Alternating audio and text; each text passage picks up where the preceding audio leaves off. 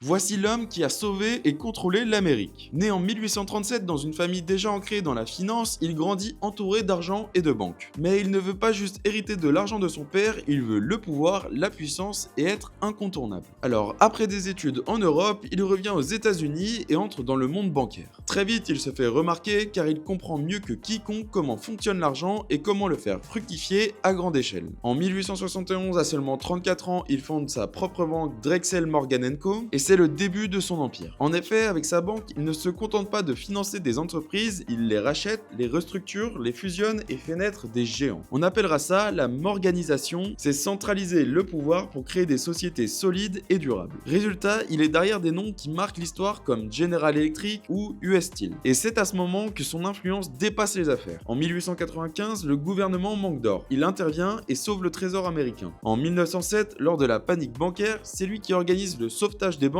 et stabilise l'économie. Donc sans lui, pas de réserve fédérale et donc pas d'Amérique moderne. Et encore aujourd'hui, son héritage vit toujours dans JP Morgan Chase, l'une des plus grandes banques du monde. Cet homme, c'est John Pierpont Morgan, dit JP Morgan.